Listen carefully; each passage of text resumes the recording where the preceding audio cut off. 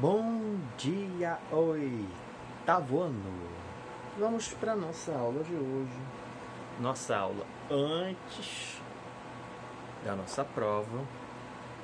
E antes da gente entrar em si na matéria, vou falar um pouquinho sobre a nossa prova. Nossa prova vai acontecer semana que vem. A gente vai ver na prova o capítulo anterior, primeiro reinado. E eu estava ainda pensando se eu incluía também esse capítulo, porque ele é um capítulo bem curtinho. Então eu acho que tem ele como encaixar, como complemento. E a gente faz esses dois capítulos então. Mas eu vou dar a confirmação mesmo dos capítulos amanhã, durante a nossa aula. Amanhã não, amanhã a nossa aula.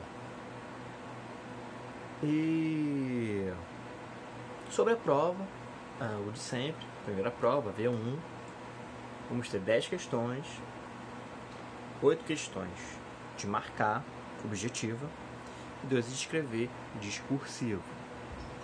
Eu vou continuar botando algumas questões aí de mais de uma escolha, entre as de marcar. Então fiquem sempre atentos ao enunciado. Eu já falei isso diversas vezes para vocês. Muitas das questões, se vocês entenderem o que está sendo pedido, vocês já matam praticamente a questão inteira.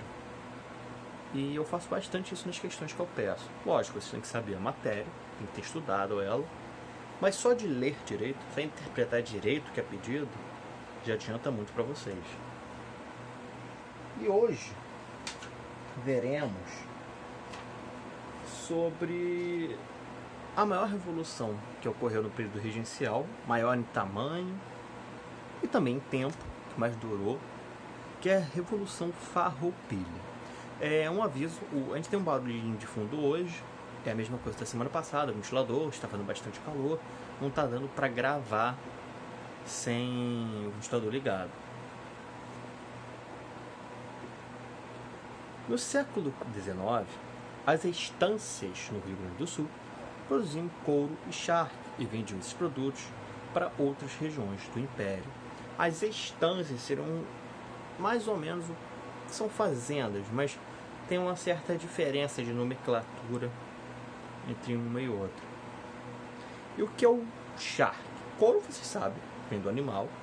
O charque é carne seca, carne salgada, seca, que ela leva um processo ali de salgamento para a sua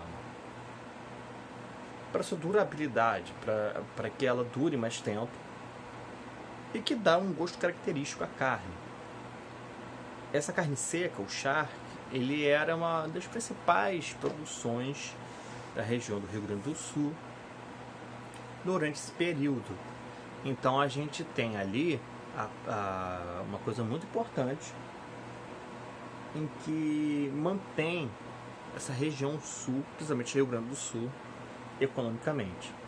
No período em que os regentes assumiram o poder, os proprietários rurais gaúchos estavam insatisfeitos com o governo brasileiro, porque tinham que pagar impostos mais altos do que os pagos pelos produtos da Argentina e do Uruguai, que também vendiam couro e charque nas províncias.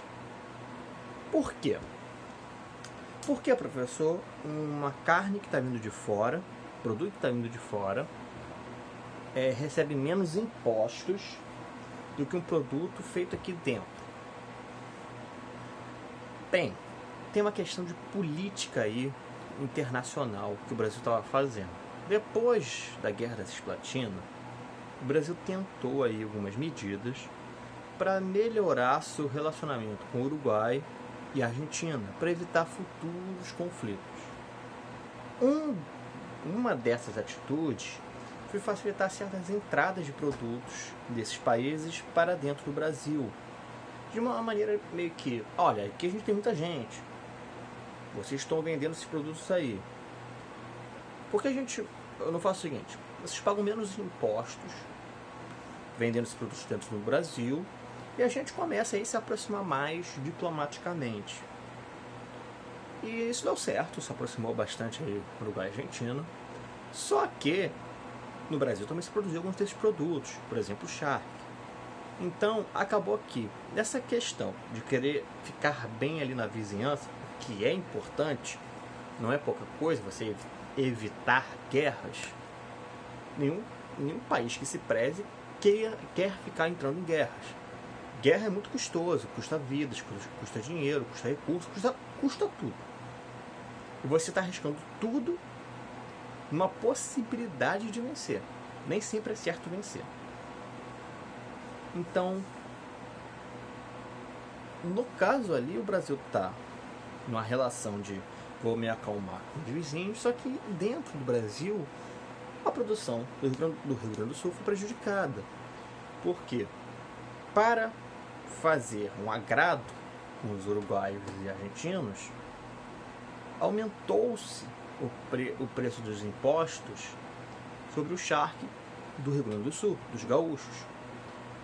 E os gaúchos tiveram que aguentar essa, porque, querendo ou não, eles são a fronteira ali com a Argentina e o Uruguai. Então, o governo, ele se justificou assim: olha, eu estou aumentando aí o preço do seu produto, mas é por uma boa causa. É para evitar em guerra com esses vizinhos aí que você está fazendo fronteira, Rio Grande do Sul. Então, tenta aguentar isso. E, assim, os produtores dos gaúchos ficaram insatisfeitos, óbvio, mas foram levando. Assim, quando o governo regencial decretou um novo aumento de impostos sobre o sal, que era produzido no Rio de Janeiro e comprado pelos gaúchos, e reduziu as tarifas do charque argentino, eles se revoltaram. Eles foram aguentando a situação, até que há esse aumento do sal, que é um produto essencial para a produção do charque. Obviamente, com o aumento do sal, o preço do sal, os gaúchos vão ter que gastar mais dinheiro para comprar essa matéria-prima que eles não produziam, vinha do Rio de Janeiro, e fazer o charque, que já estava num preço ali desigual no mercado. E aí eles ainda baixam o preço do charque argentino. Isso revolta muito os gaúchos, porque eles estão vendo que o governo regencial está dando mais importância em se dar bem com os vizinhos do que melhorar uma situação ali econômica que era de interesse ali de brasileiros, dos gaúchos. E não aceitando a situação, eles se unem, esses produtores de charque se unem com pessoas importantes do Rio Grande do Sul. Alguns desses produtores de charque eram bem importantes já, e decidem se rebelar contra o governo regencial. Estancieiros e liberais unidos. Os estancieiros se aliaram a um grupo de liberais exaltados. Se lembra, os exaltados, aquele grupo que queria mais mudanças durante o período regencial, inclusive com alguns apoiando a ideia de república e fim de monarquia. Eles foram um grupo que estava mais propenso a fazer revoltas, afinal eles queriam mais mudanças, estava vendo que aquele grupo que estava no poder não estava dando ouvidos a eles. E assim, os estancieiros se aliam aos exaltados, nos trajes do charque e militares, todos descontentes com o governo central, e passaram a promover reuniões em casas de particulares, de pessoas importantes, para discutirem a melhor forma de resolver essas questões. Uma dessas casas era o de Bento Gonçalves, um militar de prestígio local que já havia lutado na Guerra da Cisplatina. Aqui a gente tem uma imagem, um óleo sobre tela, de Bento Gonçalves, que viria a ser o líder da Revolução Farroupilha. E ele era importante por quê? Porque como ele era um militar com uma experiência em guerra, numa guerra internacional, ele ali na região era uma pessoa de respeito, muita gente respeitava ele, a sua palavra tinha muita força, e em caso desse planejamento dessas pessoas revoltosas gerar uma guerra contra o governo central, eles teriam com eles alguém que saberia preparar as tropas, que saberia comandar as tropas. Então Bento Gonçalves é uma figura muito importante. Não é à toa que ele vai virar líder desse movimento. Essas reuniões foram vistas com desconfiança pelo governo provincial, que na Assembleia de dia 22 de abril acusou Bento Gonçalves e os liberais exaltados de planejarem separar a província do Rio Grande do Sul do Império, visando uni-la ao Uruguai. A acusação chegou à imprensa e desencadeou protestos e atos violentos. Assim, ele queria separar o Rio Grande do Sul para se unir ao Uruguai? Não queria. Mas essa acusação ela foi baseada nessa desconfiança que, de fato, havia ali uma desconfiança pela movimentação de pessoas aí indo na casa do Bento Gonçalves, de com quem ele estava conversando, porque ele estava conversando com pessoas que eram notoriamente conhecidas por estarem insatisfeitas com a regência. Então, meio que ali o pessoal da Assembleia foi juntando um ponto com o outro e chegou nessa conclusão. É uma conclusão verdadeira? Não. Naquele momento, o objetivo desses revoltosos era pressionar o governo central por uma mudança nesse preço do charque. Não era fazendo uma separação, muito menos união com o Uruguai. Até porque o Bento Gonçalves lutou ali contra o pessoal da Cisplatina e Argentina. Então, não teria muito como o Bento Gonçalves apoiar essa ideia de anexar o Rio Grande do Sul ao Uruguai. Após meses de indefinições, estancieiros e liberais, sob a liderança de Bento Gonçalves, decidiram tomar Porto Alegre em 20 de setembro de 1835, quando depuseram o presidente da província e assumiram o seu controle. A notícia ela se espalhou que nem fogo, gerando uma grande revolta ali de pessoas que eram contra a ideia de se unir ao Uruguai e pessoas também que estavam descontentes com o governo central. E aproveitando essa situação de instabilidade que se criou essa notícia, os revoltosos viram, vamos aproveitar esse momento que a gente vai lá, toma a capital e controla a província.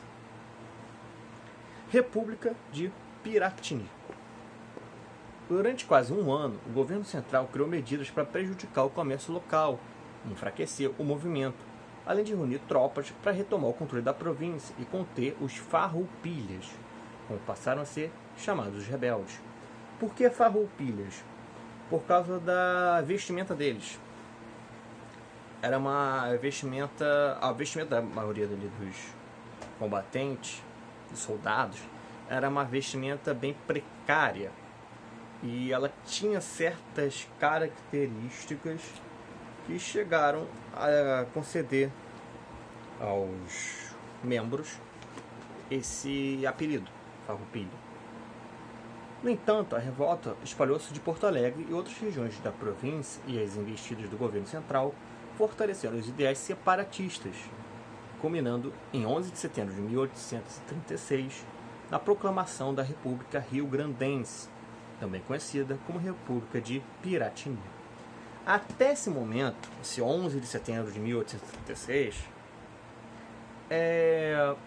não se queria separar. Lógico, quando eles tomaram Porto Alegre, eles ainda tinham a ideia de pressionar o governo central por mudanças, mas alguns ali já falavam que era melhor fazer a separação, que a regência nunca aceitaria as demandas deles. E essa ideia foi espalhando. E foi espalhando ali pela província do Rio Grande do Sul. As pessoas algumas foram gostando da ideia, foram se unindo ao movimento, fazendo o movimento ficar mais forte, mais forte. E quando as tropas imperiais, regenciais, vêm para reprimir o movimento, isso gera uma revolta por parte daqueles que estavam ali, porque eles queriam mudanças, que na cabeça deles eram mudanças justas, que eram mudanças para tornar a situação ali econômica mais equilibrada e não desequilibrada por causa de uma questão internacional com os vizinhos do Brasil. Então, Quando há essa pressão, a revolta ela ganha mais motivos para não gostar da regência. Porque eles estão vendo, em vez de querer conversar, os regentes querem reprimir. E é aí que se toma a decisão de se separar o Rio Grande do Sul do Brasil, criando essa República Rio-Grandense. Em 1839, buscando uma saída para o mar, os farroupilhas conquistaram Laguna, em Santa Catarina, e ali proclamaram a República Juliana, que recebeu esse nome porque sua proclamação ocorreu no mês de julho. Eles não ficaram parados. Eles viram, olha só, se a gente ficar aqui no Rio Grande do Sul, a gente vai ficar cercado pelas forças imperiais, pelas forças da regência. Então a gente tem que avançar e tomar pontos estratégicos para que aí a gente consiga fazer uma defesa forte, porque era o Rio Grande do Sul contra o restante do Brasil, sob o comando da regência. Então estava uma situação muito complicada para eles.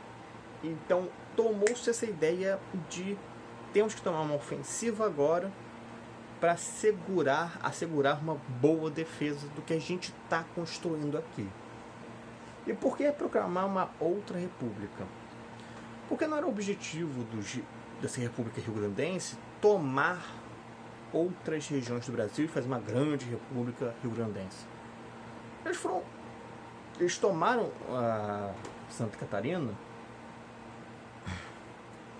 para poder ali fazer meio que um estado que separasse a República Rio-Grandense do Brasil, do que seria o restante do Brasil. Então era a mesma ideia da questão do Uruguai e Argentina, mas ele também tinha uma questão estratégica de ter um porto, uma saída para o mar muito boa, que garantisse a eles até uma proteção naval, porque no início eles só tinham um exército, eles não tinham uma marinha. Eles precisavam montar ali uma força naval para se proteger do ataque que poderia e viria assim do mar. Com isso, o governo central passou a enviar mais reforços para combater os rebeldes.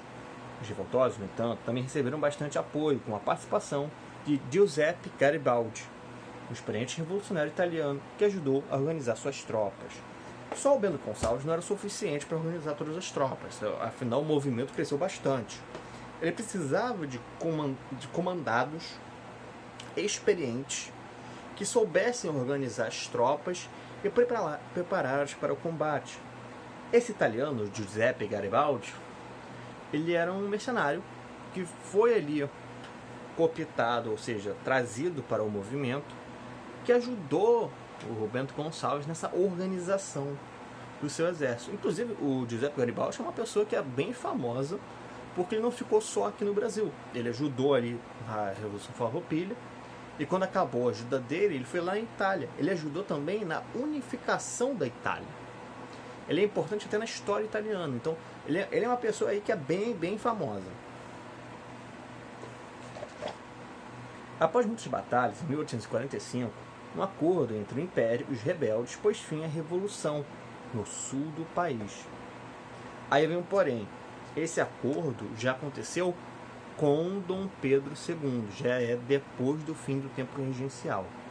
A Revolução Farroupilha ela se estende além da regência. Esse acordo atendia a diversas reivindicações dos rebeldes, entre elas a liberdade dos escravos que lutaram ao lado dos farroupilhas. Por quê? Porque muitos ali do movimento Farroupilha precisaram trazer também para o movimento a população escravizada, porque senão eles ficariam numericamente muito abaixo. Mas quando eles trouxeram, houve-se ali uma aproximação das pessoas escravizadas, dessas pessoas livres que adentraram no movimento. Então, houve-se um apego a eles. Então, no final das contas, em 1845, não se queria que eles voltassem a ser escravizados. Então, se deu uma liberdade a eles no final das contas. O direito de eleger o governante da província, isso foi muito importante porque eles achavam também que o antigo governante estava muito próximo do governo central, porque ele foi indicado pelo governo central. Ali se tinha uma falta por parte dos farroupilhas de uma representação forte local que governasse eles atendendo os interesses daqueles ali da província. E principalmente aumento do charque uruguaio. Por que o Uruguai e não o argentino? Porque com a Argentina a conversa em si do Brasil e Argentina era muito pareja. Então mexer com essas negociações de preço com a Argentina era mexer com alguém que ameaçava o poder do Brasil, digamos, numa esfera de influência na América do Sul. Mexer com o charque uruguaio já é mexer com um país que ele é militarmente, economicamente mais fraco que o Brasil. Então o Brasil podia mexer ali com as coisas que daria pouco problema para ele. E também nessa época o Brasil ele tinha uma influência muito grande dentro do Uruguai. Então, quando o pessoal ali, as negociações, vem com essa ideia, é uma ideia aceitável. E dessa maneira, meio que o preço, pelo menos de um desses produtos que estava atrapalhando o charque gaúcho, ele fica num preço competitivo e assim dá para fazer as pazes entre todos.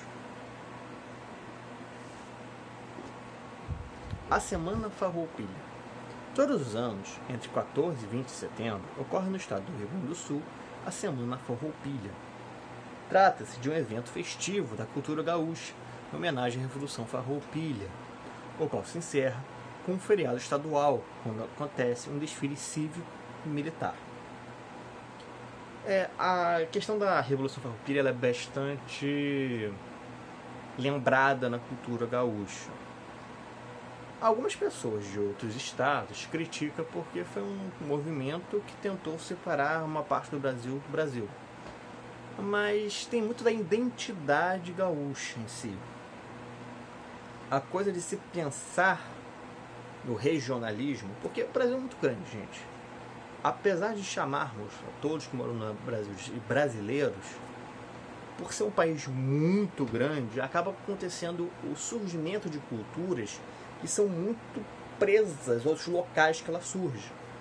Por exemplo, aqui no Rio de Janeiro temos certas atitudes, certas comemorações, certas festividades que são nossas aqui, que é do Rio de Janeiro, que é carioca, que é fluminense.